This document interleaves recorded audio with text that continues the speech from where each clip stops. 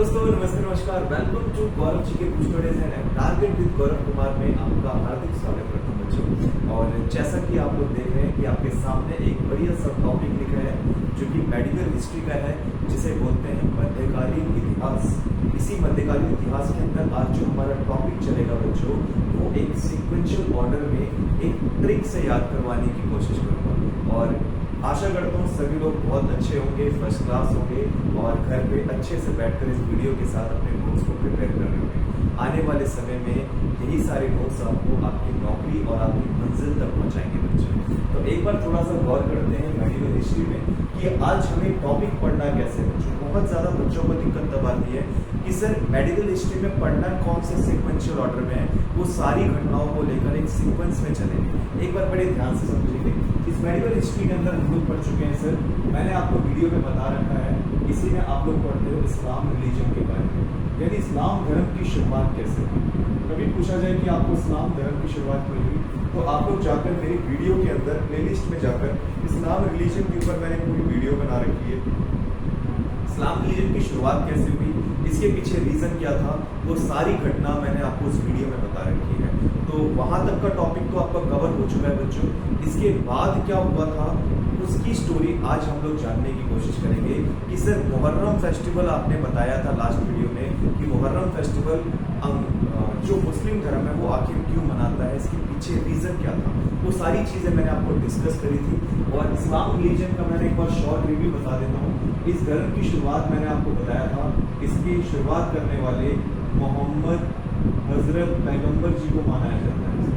मोहम्मद हजरत पैगंबर जी को माना जाता है और यही मुस्लिम धर्म के संस्थापक और फाउंडर माने जाते थे। इन्होंने ही हीरा मक्का या कह सकते हो हीरा गुफा के अंदर जाकर इन्होंने एक महाज्ञान की प्राप्ति करी। और जब वो वहां से निकले तो इनके हाथ में एक बहुत ही ज्यादा एक इम्पॉर्टेंट किताब थी, जिसको हॉली बुक के नाम या कह सकते हो कुरान के नाम से जाना गया। और यही किताब आगे चलकर एक इस्लाम धर्म का क्या करने लगी, सिर्फ विस्तार करने लगी। ठीक है, ये सारी चीजें मैंने उस वीडियो के अंदर बताई है, तो इस वीडियो को जाकर आप लोग डिस्क्रिप्शन में जाके देख सकते हो। लेकिन अगर मैं शॉर्ट में रिव्यू देना चाहूँ तो बता देता हूँ। मैंने स्टोरी में बताया था कि इस्लाम धर्म की शुरुआत होती है सर, इसका रीजन सबसे बड़ा था कि सबसे पहले मोहम्मद हजरत पैगंबर का जन्म हुआ। जन्म के बाद मैंने आपको बताया था कि जब इनका जन्म हुआ तो वो जगह का नाम था मक्का। मक्का एक ऐसी जगह थी जो सऊदी अरब में पड़ती थी। इनकी मम्मी का नाम अमीना था। जब इन्होंने जन्म लिया तो ऐसा बताते हैं कि इनकी मम्मी के या जब इनका जन्म हुआ तो इनके जो पापा थे, इनके पिताजी तो थे, इनके जन्म से पहले कुछ समय पहले एक्सपायर हो चुके थे। उसी के बाद 6 महीने या कह सकते हो 6 साल के बाद इनकी मम्मी एक्सपायर हो गई और ये बिल्कुल अनाथ हो गए। इनकी परवरिश इनके चाचा अबू तालिब ने की थी और अच्छे लेवल पर की। कुछ समय बाद जब ये बड़े हो गए तो इनकी शादी करवा दी गई थी मोहम्मद हजरत पैगंबर की, जिनकी शादी हुई थी इनके साथ। उनका नाम खदीजा था और वो इनसे 15 साल उम्र में बड़ी थी। इनकी उम्र 25 साल थी, इनकी वाइफ की उम्र थी 40 साल। तो इन दोनों की शादी करवाई गई। शादी के कुछ समय के बाद इन्होंने अपनी फैमिली, अपने बीवी बच्चों को त्यागने के बाद ये चले गए महाज्ञान की प्राप्ति करने के लिए हीरा नामक गुफा में। ये गुफा आज आपकी सऊदी अरब में पड़ती है और ये बहुत ही बड़ी मस्जिद बन चुकी है। ऐसा बताते हैं कि इसी गुफा से इनकी महाज्ञान की प्राप्ति हुई और उसी महाज्ञान की प्राप्ति करने के बाद ये इस्लाम धर्म का प्रचार करते हैं। इस्लाम धर्म की ज्ञान की बात इनको पूरी समझ में आई और उसी के बाद इन्होंने धीरे धीरे इसे प्रमोट करना शुरू किया। आगे चलते गए इस्लाम धर्म बहुत लेवल पर बढ़ना शुरू हुआ। ऐसा बताते हैं इनको बाद में मक्का से मदीना भेज दिया गया था ताकि इनकी इस्लामिक चीज़ों में या पूर्वजों में दी गई परंपराओं में कोई वेरिएशन ना कर सके। इसी वजह से इनको मक्का से मदीना भेज दिया गया और जिस दिन भेजा गया उसी दिन को माना गया हिजरी संवत। इस्लामिक रिलीजन में उसी दिन को बोलते हैं हिजरी संवत। और उसी के बाद जब इनकी डेथ हुई तो इनकी जो खलीफा पोस्ट होती थी, मोहम्मद हजरत पैगंबर ने जो इस्लाम रिलीजन में शुरू करी थी, उसमें अपना खलीफा जो चुना था, इन्होंने अपने दामाद को चुना था जिनका नाम था अली। इनकी एक बेटी थी जिनका नाम था फातिमा। उन्हीं के हस्बैंड थे जिनका नाम अली था। उनको पहला खलीफा बनाने वाले मोहम्मद हजरत पैगंबर, लेकिन बन नहीं पाए क्योंकि इस्लामिक रिलीजन की जो जनसंख्या थी उन्होंने चुना अबू बकर को। इसी वजह से अबू बकर को इलेक्शन के थ्रू जिताकर खलीफा पोस्ट का जो दर्जा दिया गया था वो अबू बकर को दिया गया। लेकिन जो आपके अली थे वो बेचारे रह गए। अली बाद में बनते हैं, करीबन चौथे नंबर के अली बनते हैं जब ये खलीफा बनेंगे। तो सबसे पहले अबू बकर बना, उमर बने, उस्मान बने, फिर अली का नंबर आया। जब अली बने तो जो सिया सुन्नी वाले थे, सिया सुन्नी दो भागों में टूट चुका था। सुन्नी वाले बिल्कुल पसंद नहीं करते थे सिया वालों को, और सिया की तरफ में सपोर्ट करता था अली। अली जैसी बैठा, अली की हत्या कर दी गई सुन्नी मुस्लिम द्वारा, जिसकी वजह से इन्हीं की याद में मनाया गया कौन सा त्यौहार, मुहर्रम फेस्टिवल के त्यौहार। ये सारी घटना मैंने आपको बताई, और ये सारी घटना मैंने खलीफा पोस्ट के चलते में डिस्क्राइब किया था। आज जो घटना बताने जा रहा हूँ, इस्लाम रिलीजन का उदय होने के बाद इस रिलीजन को मैंने बताया था, ये रिलीजन कहाँ से शुरू हुआ था सर? सऊदी अरब से शुरू हुआ था, सऊदी अरब से। अब ये जो इस्लाम रिलीजन था, ये सऊदी अरब के अगल बगल वाले हिस्सों में बहुत तेजी से फैल चुका था, बट ये अभी तक कहाँ नहीं पहुंचा बच्चों? तो आपसे पूछा जाए, अभी तक ये भारत नहीं पहुंचा। इसे भारत में कौन इंट्रोड्यूस करेगा? आज की कहानी वहीं से जारी करते हैं। इंडिया में सऊदी अरब से इसे भारत में कौन लेकर आएगा? आज की कहानी में बच्चों हम लोग ये पढ़ने की कोशिश करेंगे। उससे पहले आपको एक प्यारी सी लाइन लिखवाना चाहूंगा, जो इंडिया के अंदर छोड़ो पूरे मुस्लिम रिलीजन को याद करने की सबसे बेहतरीन ट्रिक होगी। उस ट्रिक को याद करने के लिए प्यारे बच्चे आप एक लाइन को याद कर लेना। वो ट्रिक का नाम है, पूरे इस्लामिक रिलीजन को पढ़ने के लिए या मध्यकालीन इतिहास को पढ़ने के लिए ट्रिक याद करो। बोलेंगे एमबीके, क्या बोलेंगे प्यारे बच्चे? MBK Ghazni, MBK Ghazni Ghori, MBK Ghazni Ghori. गुड़ क्या खाओगे? गुड़ खाओगे इसमें सर, गुड़ खाओगे तसले में, गुड़ खाओगे इसमें बच्चे तसले में। तो एमबीके गजनी गौरी, गुड़ खाओ तसले में, यानी इन तीन व्यक्ति को बोलता है एमबीके गजनी और गौरी, तुम तीनों गुड़ खाओगे किसमें? तसले में। एमबीके का मतलब आएगा सर मोहम्मद बिन कासिम, प्यारे बच्चे, मोहम्मद बिन कासिम आएगा इसमें, मोहम्मद बिन कासिम। गजनी का मतलब है प्यारे बच्चे महमूद गजनवी, क्या बोलोगे? महमूद गजनवी प्यारे बच्चे, महमूद गजनवी। गौरी का मतलब प्यारे बच्चे मोहम्मद गौरी आएगा, मोहम्मद गौरी। यहाँ से आपका शुरू होता है प्यारे बच्चे दिल्ली सल्तनत। दिल्ली सल्तनत में पढ़ोगे 5 वंश, जिनको याद करने की ट्रिक होगी जीके तो सरल लगती है, जीके तो सरल लगती है। उसको याद करने की बजाय दिल्ली सल्तनत आप हिंदी में याद करना चाहते हो ट्रिक से, तो ये याद करेंगे गुड़ खाओ तसले में। ये गा से क्या बनेगा सर? गुलाम वंश, और इसी गुलाम को इंग्लिश में क्या बोलोगे? जी फॉर गुलाम, जी फॉर गुलाम। इंग्लिश में याद करने के लिए ट्रिक पढ़ोगे जीके तो सरल लगती है। हिंदी में दिल्ली सल्तनत की ट्रिक पढ़ोगे गुड़ खाओ तसले में। जी से गुलाम वंश 1206 में चलेगा, 1290 तक रहेगा सर। खाओ से चलेगा सर क्या? खा से चलेगा खिलजी वंश, क्या बोलोगे प्यारे बच्चे? खिलजी वंश चलेगा। 1290 से चलेगा 1320 तक रहेगा। खा से चलेगा तुगलक डायनेस्टी, तुगलक वंश चलेगा, तुगलक वंश चलेगा मतलब सर, तो आप बोला 1320 में चलेगा सर, 1414 तक रहेगा। सा से चलेगा मेरे बच्चे सैयद डायनेस्टी, क्या बोलोगे? सैयद वंश चलेगा। ये चलेगा 1414 से लेके 1451 तक रहेगा। और ला से चलेगा मेरे बच्चे लोधी वंश, क्या बोलोगे? लोधी वंश चलेगा। 1451 से लेके 1526 तक रहेगा मेरे बच्चे। यहाँ तक की सारी बातें क्लियर होगी। तो ये ट्रिक है आपको याद करने की। क्या बोलोगे? सबसे पहले मोहम्मद बिन कासिम आएगा इंडिया में, फिर महमूद गजनवी आएगा। पूछा जाए मोहम्मद बिन कासिम कब आएगा भारत में? 712 से लेकर 714 AD तक। जैसे ही मरेगा भारत में एंट्री मारेगा महमूद गजनवी 998 से लेकर 1020 AD तक। और उसके बाद जैसे महमूद गजनवी मरेगा एंट्री मारेगा मोहम्मद गौरी 1175 AD से लेकर 1206 AD तक। और 1206 जैसे मोहम्मद गौरी मरेगा भारत में कौन सा वंश शुरू हो जाएगा? गुलाम खिलजी तुगलक सैयद। ये दिल्ली में आपके पूरी तरीके से चलने वाले 5 वंश थे। और इसी के बाद लोधी वंश जैसे खत्म होगा पहले बच्चे, वहां से स्टार्ट कर देना मुगल वंश, क्या बोलोगे? Mughal dynasty, Mughal dynasty. इसी मुगल वंश में पढ़ोगे 5-6 मुगल बादशाह, बाबर, हुमायूं, अकबर, जहांगीर, शाहजहां, औरंगजेब। याद करने की ट्रिक क्या होगी? हाजिसा, क्या बोलोगे मेरे बच्चे? हाजिसा के नाम से जानी जाएगी, बोलोगे हाजिसा के नाम से जानी जाएगी। ठीक है, चलो आगे बात करते हैं, आगे बात कर लेते हैं, आगे बात कर लेते हैं इसमें।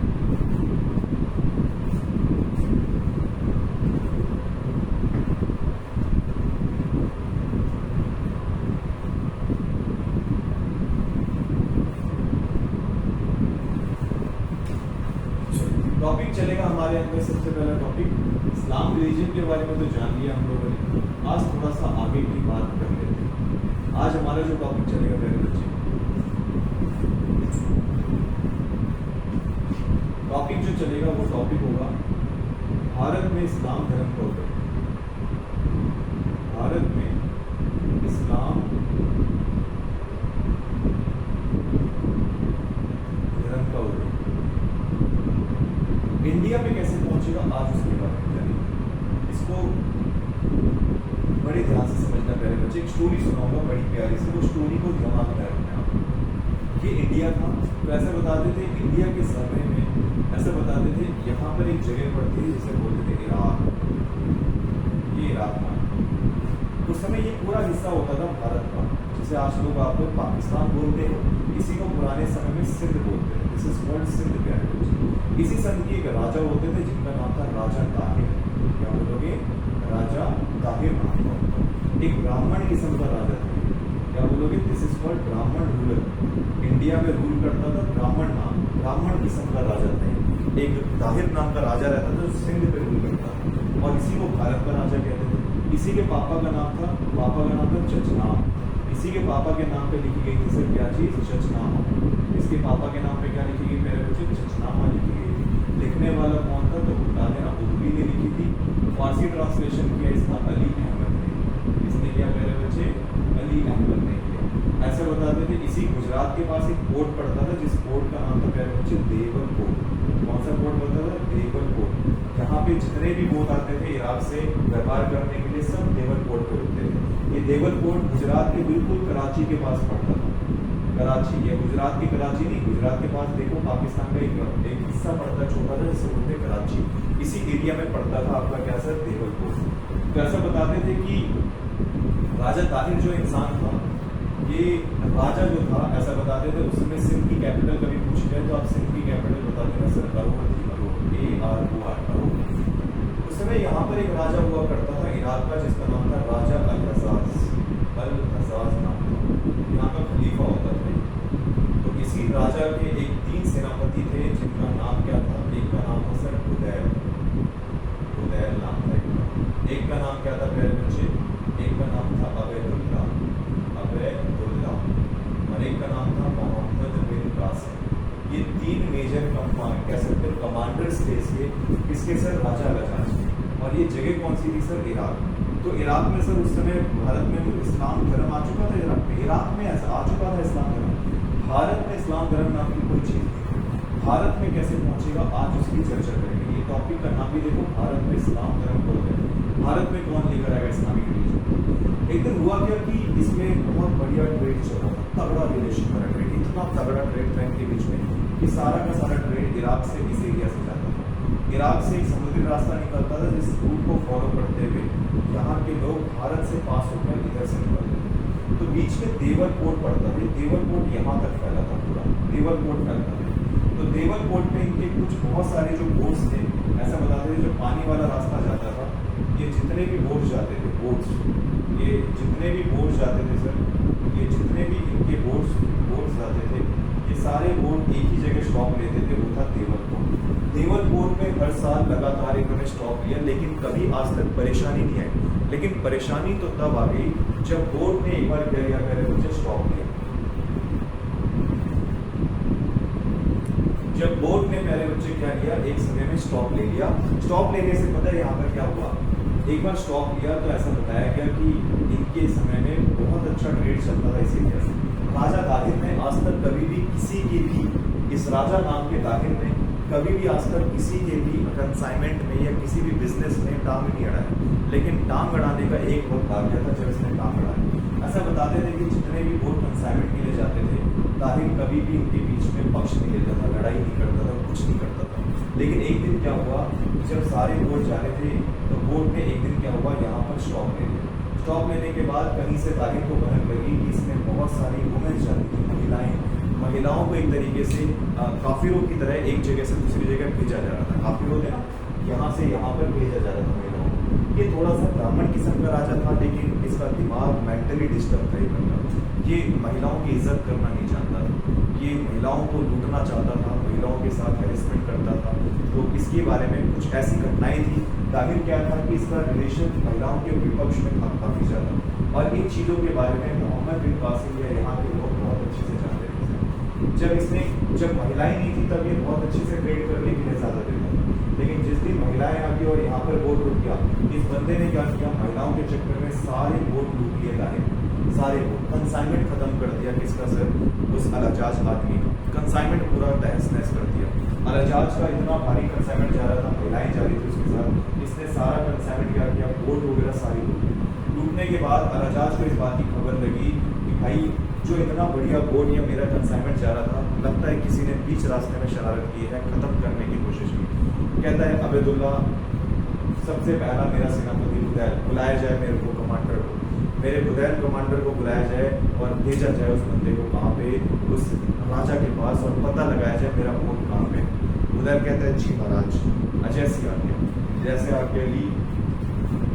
आगे लेने के बाद बुदैल यहाँ से निकल जाता है 711 AD में। कितने में निकलेगा सर? 711 AD में निकल जाएगा।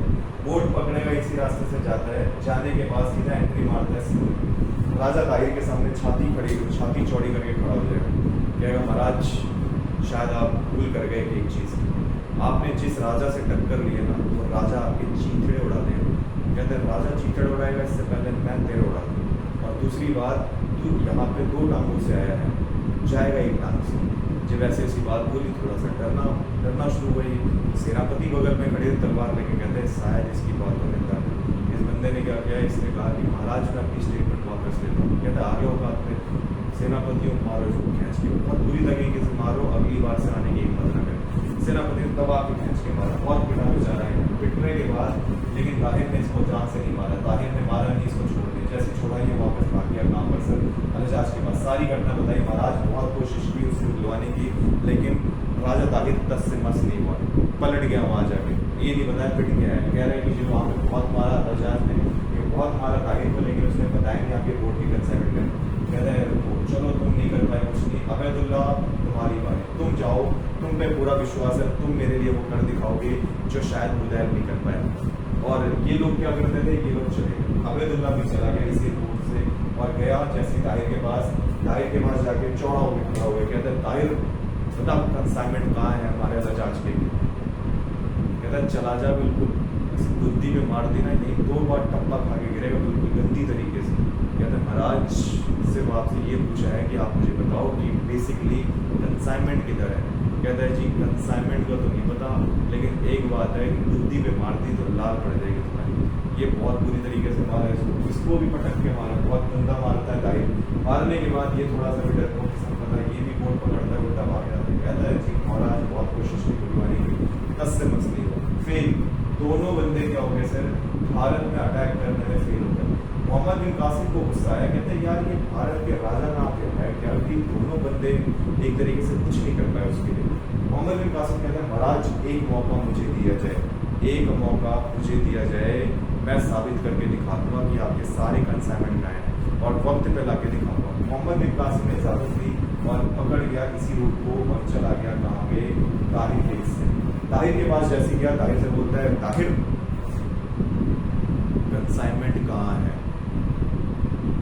ताहिर बोलता है कंसाइनमेंट जहाँ पर भी है अपनी जगह सेफ है। ये माना नहीं। मोहम्मद बिन कासिम वैसे गुस्से में निकला था, तो इसने क्या किया, दूसरी बार पूछा कंसाइनमेंट कहाँ है, उसमें भेजी हुई महिलाएं कहाँ हैं? ताहिर पूरी एक्सपेक्टेशन रखता हूँ कि तूने उनके साथ कुछ भी नहीं किया हो। तो ताहिर हंसने लगता है, हंसने में तो उसको इतना गुस्सा चढ़ता है, निकालता है तलवार, वहीं पर खींच के मारता है ताहिर की गर्दन में लगता है। ताहिर ऑन द स्पॉट मर जाता है। सेनापति पूरी तरीके से मारने आते हैं, सेनापतियों को एक तरीके से अपने सेनापति से भिड़वा देते हैं और घोषित कर देता है कि आज से इस सिंध का राजा ताहिर नहीं, ताहिर का तो दी एंड कर दिया, आज से सिंध का राजा मोहम्मद बिन कासिम होगा। और ये जो मोहम्मद बिन कासिम के बारे में एक बात नहीं बताई मैंने, ये पहला भारत का क्या था सर, ये एक फर्स्ट मुस्लिम अरब अटैकर था, फर्स्ट मुस्लिम अरब इन्वेडर बोल सकते हो। देखो ये पहला मुस्लिम अरब इन्वेडर था जो भारत में आया, इसीलिए से फर्स्ट मुस्लिम अरब इन्वेडर को लिखते हैं कि मोहम्मद बिन कासिम पहला एक आक्रमणकारी था जो भारत में इन्वेडर। और कैसा था ये, कौन से धर्म से था सर? मुस्लिम रिलीजन से था। आ गया ना एक बंदा मुस्लिम धर्म का, एक बंदा मुस्लिम धर्म का आ गया। अब इसने क्या किया, जैसे ही भारत का राजा बना ये मोहम्मद बिन कासिम, क्योंकि जो राजा को मारता है ना वही भारत का राजा एक नया बनता है, कोरोनेशन करवा लिया इसने। राज्याभिषेक करवाया और सीना तान के सिंहासन पर बैठ गया, और सिंहासन पर बैठने के बाद अनाउंसमेंट करता है कि आज से ताहिर आपका जो राजा था वो अब नहीं रहा।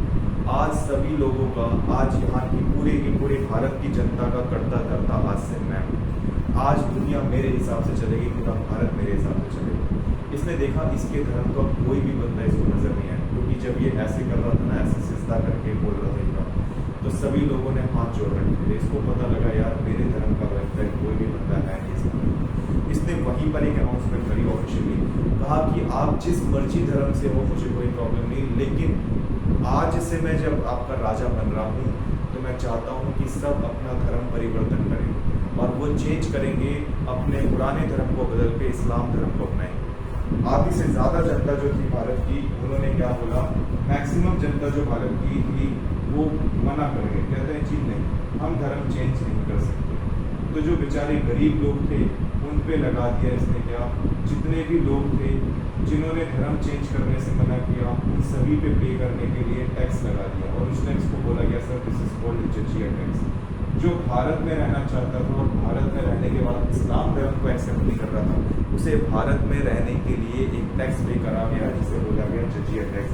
This is called non Muslim tax भी बोलते हैं प्यारे बच्चे। एक ऐसा टैक्स जो मुस्लिम धर्म को अपनाने से जो बंदा मना करता था और दूसरे धर्म का होता था तो उसे भारत में रहने के लिए टैक्स देना पड़ता था। अपनी इनकम का कितना परसेंट, सर 50% ऐसा टैक्स पे करेगा। दिस इज कॉल्ड जजिया टैक्स। लगाने वाला पहला राजा मोहम्मद बिन कासिम। अब यहाँ पर इफेक्ट ये पड़ा कि जो ज़्यादातर अच्छे लेवल के थे, जिनकी फाइनेंशियल कंडीशन लेवल पर थी, बहुत अच्छे खासे थे, रजवाड़े खानदान से थे, जिनकी फाइनेंशियल प्रॉब्लम नहीं थी, तो उन लोगों ने तो साफ मना कर दिया जी हम जजिया तो दे देंगे लेकिन धर्म चेंज नहीं करेंगे। जो बेचारे मजबूर थे, गरीब थे, जिनके पास पैसों की कमी थी, अब वो जजिया भी नहीं देते तो ये बंदा गर्दन ही काट देता। इसी चक्कर में उनको ना चाहते हुए भी अपने धर्म को क्या करना पड़ा, चेंज करना पड़ा। वो चेंज करवाने वाला मोहम्मद बिन कासिम। मोहम्मद बिन कासिम जब इंडिया में आया तो भारत में बहुत सारी चीज़ें लेकर आया, जैसे अरबी ऊँट लेकर आया भारत में। क्या लेकर आया? अरबी ऊँट। अरबी ऊँट मतलब सर कैमल, अरबी कैमल्स लेकर आया भारत में। भारत में लाया मानचित्र कला। क्या लाएगा बच्चों? मानचित्र कला लेकर आया भारत में। मानचित्र कला बोलते हैं, मैपिंग सिस्टम, मानचित्र कला लेकर आया। और क्या लेकर आया भारत में? भारत में लेकर आया खजूर की खेती, डेट्स फार्मिंग, खजूर की खेती करनी शुरू की भारत में। खजूर की खेती भारत में लाया दशमलव प्रणाली। दशमलव का मतलब होता है प्यारे बच्चे डेसिमल सिस्टम। दशमलव प्रणाली भारत में इंट्रोड्यूस कौन करेगा? मोहम्मद बिन कासिम। अरबी ऊँट लेकर आया, मानचित्र कला, खजूर की खेती, दशमलव प्रणाली सब भारत में लाया। ये अरब के लोग जब आते थे इंडिया के अंदर, जब इंडिया में आते थे तो मैंने आपको बताया था पंजाब से एक नदी निकलती थी जिसे बोलते थे, जो कि पाकिस्तान के अंदर मूव करती है, उस नदी का नाम था सर आपका सिंध। और ऐसा बताते थे कि वो नदी ओरिजिनेट होकर कुछ इस फ्लो में बहती है ऐसे करके। यहाँ से सतलुज आपकी मिल जाएगी, ऊपर से जम्मू कश्मीर साइड से आती है सिंध नदी। कौन सी नदी आती है? सिंध नदी आती है। तो जब भी अरबी लोग आते थे ना इस साइड से, अरबी लोग जब आते थे इस साइड से, तो इनके बीच में एक नदी पड़ती थी जिसे बोलते थे सिंध। ये बेचारे सा को सा नहीं बोल पाते थे, इनकी आदत थी सा की बजाय हा बोलने की। कैसा बोलते थे प्यारे बच्चे? सा की बजाय ये हा बोलते थे। ये क्या बोलते थे? सा की बजाय हा बोलते थे। सा की बजाय हा। तो इन्होंने बोला कि जी हम हिंद को क्रॉस कर चुके। हम किसको क्रॉस कर चुके? हिंद को। ये सिंध बोल नहीं पाते थे तो इनके मुंह से हिंद निकलता था। कहते हैं हम हिंद को क्रॉस कर चुके, हम हिंद की तरफ पहुंच चुके। उसी हिंद की वजह से इन्होंने हिंद से क्या किया, इसका नाम हिंदुस्तान देना शुरू किया। इसी भारत को जो हिंदुस्तान कहने वाले पर्सन थे पहले वाले, वो पहले बंदे कौन थे सर? वो आप बोलोगे इस भारत को हिंदुस्तान नाम किसने दिया? तो हिंदुस्तान देने वाले और कोई नहीं, अरबी लोग थे। इनसे सिंध बोला नहीं जाता था, इसी सिंध का हिंद बना दिया और इसी हिंद से क्या बना पहले बच्चे? हिंदुस्तान कर दिया। ठीक है जी। अब जैसे भारत में आता है, भारत में देखता है कि यार स्थिति बहुत बुरी है। उस समय दाहिर की दो बेटियां थी, एक का नाम था सूर्या देवी, एक का नाम था निर्मला देवी। ये दोनों को क्या करता है? गिरफ्त करके पूरे तरीके से अलजाज के पास भेज देता है, भेज देता है अलजाज के पास। अलजाज क्या करता है? सही मौका देख के अपने दोनों बेटों की शादी इस सूर्य देवी और एक निर्मला देवी से करवा देता है। ये दोनों की दोनों अब अलजाज की बेटी क्या बन गई? इज्जत बन गई। अब यहाँ पे मोहम्मद बिन कासिम यहाँ पे क्या कर रहा है? मोहम्मद बिन कासिम ने बहुत ऐसे काम कर चुका कि भारत के अंदर आकर मोहम्मद बिन कासिम ने जजिया टैक्स इम्पोज किया, भारत में ये सारी चीज़ें लेकर आया। मोहम्मद बिन कासिम भारत का राजा अच्छे लेवल पर बन चुका पढ़ रहा था उतने में क्या हुआ, सूर्य देवी निर्मला देवी ने मिलकर प्लान बनाया। इन दोनों के पापा का नाम था ताहिर और उस ताहिर को मारने वाला प्यारे बच्चे कौन था, मोहम्मद बिन कासिम। यही मोहम्मद बिन कासिम किसका सेनापति रहा था सर, अल-हज्जाज का। उसी अल-हज्जाज की बहू कौन हुई, निर्मला देवी, सूर्य देवी। इन दोनों ने सोचा क्यों ना हम लोग मोहम्मद बिन कासिम की हत्या करवा दें। तो इन्होंने सोचा कैसे, आखिर कैसे करवा सकते हैं। तो इन लोगों ने सोचा अब तो हम लोग किसी घर की बहू बन चुकी है, हम दोनों मिलकर अगर हम इसके खिलाफ भड़काएं तो जरूर हमारे जो ससुर हैं इसकी हत्या करवा देंगे। अपने पिता की मौत का बदला लेने का इससे बड़ा मौका नहीं मिलेगा। सूर्य देवी निर्मला देवी मिल जाती हैं, अल-हज्जाज को बोलती है महाराज आपकी घर की इज्जत के साथ खिलवाड़ करके गया है आपका सेनापति, आपकी इज्जत की घर या घर की इज्जत के साथ खेला है वो। मोहम्मद बिन कासिम ने हमारे साथ बहुत बुरा व्यवहार किया, हमें हैरेसमेंट करने की कोशिश की, शोषण करने की कोशिश की, एक तरीके से ऐसा रिएक्ट किया जैसे आपके मान के चलो हम आपकी दासी हैं, इस तरीके से रिएक्ट किया। आपकी बहुओं को गिरा गिरा के उसने दास बना के रखा कई सालों तक, उसने कई समय तक उसने दास बना के रखा, खाने के लिए पानी के लिए तल तल तरसाया उसने, पूरी तरीके से इसे कह सकते हो खत्म कर दिया हम लोगों को। अल-हज्जाज को बड़ा गुस्सा है, फरमान जारी करता है मोहम्मद बिन कासिम जहाँ कहीं भी हो मेरे पास तुरंत पहुंचो। मोहम्मद बिन कासिम कहता है ऐसी घटना क्या हो गई जिसकी वजह से महाराज मुझे बुला रहे हैं। मोहम्मद बिन कासिम को लगा कि यार जाना सही है कि नहीं। मोहम्मद बिन कासिम ने कोई उत्तर नहीं दिया। उसके बाद दोबारा मैसेज देता है कि मोहम्मद बिन कासिम आप जहाँ कहीं भी हैं तुरंत मेरे दरबार में पहुंचिए, कुछ ज़रूरी बात करनी है और कुछ स्थिति की है जिससे शायद मुझे बहुत ही ज़्यादा तकलीफ हुई। मोहम्मद बिन कासिम को पता लग चुका था सूर्य देवी निर्मला देवी ने कुछ मेरे खिलाफ भड़काने की कोशिश की। इन्होंने बोला, मोहम्मद बिन कासिम ने मैसेज किया महाराज मैं जानता हूँ कि आप दो लोगों की किसी के बहकावे में आपके मुझ पर शक कर रहे हैं। अल-हज्जाज ने मैसेज पढ़ा, अल-हज्जाज कहता है कि तुम आओ या मैं आऊँ। तो इस वजह से धमकी जब दी तो मोहम्मद बिन कासिम को यकीन हो चुका था मेरी मौत तो निश्चित है, या गया तो मारा जाऊंगा, नहीं गया तो मारा जाऊंगा। मोहम्मद बिन कासिम के बारे में इसकी डेथ के पीछे दो रीज़न बताए जाते हैं 714 AD के पीछे। ऐसा बताते हैं कि ये नहीं गया था तो अल-हज्जाज खुद ही आए थे भारत में और सिंध में आने के बाद इसे चमड़े से मारकर इसकी हत्या कर दी गई। लेकिन एक फैक्ट ये बताते हैं कि इसने अपने आप को इनोसेंस प्रूव करने के लिए खुद की गर्दन काट कर अल-हज्जाज के सामने पेश कर दी। इसके दो मौत के कारण मिलते हैं, कौन से, मोहम्मद बिन कासिम। मोहम्मद बिन कासिम इंडिया में एंट्री तो करेगा 712 AD में, जब ये आता है किसको मारने के लिए, ताहिर को मारने के 712 AD में, और इसकी डेथ हो जाती है 714 AD में। जैसे ही मरता है, मरने के बाद मोहम्मद बिन कासिम का इतिहास 2 साल का रिकॉर्ड किया जाता है, 712 AD से लेकर 714 AD तक। जैसे ही मरेगा इंडिया में, मरने के बाद कुछ हिंदू शासक राजा फिर से आ जाएंगे और ऐसा बताते हैं इसी में फिर आएगा आपका बाद में कौन सा, महमूद गजनवी आएगा प्यारे बच्चे। इंडिया में एंट्री करेगा 998 से लेके 1030 AD तक। इसके बारे में हम लोग पढ़ेंगे नेक्स्ट वीडियो में। तब तक के लिए आप अपना ख्याल रखें, ध्यान रखें, स्वस्थ रहें और वीडियो के साथ प्यारे बच्चे बने रहें। चैनल को सब्सक्राइब करें और ज़्यादा से ज़्यादा प्यारे बच्चे वीडियो को शेयर करें। एग्जाम में आपकी हेल्प करने के लिए मैं हमेशा तत्पर रहूँगा। प्लीज़ इस वीडियो को ज़्यादा से ज़्यादा शेयर करना। मिलते हैं नेक्स्ट वीडियो में, तब तक के लिए सभी को धन्यवाद।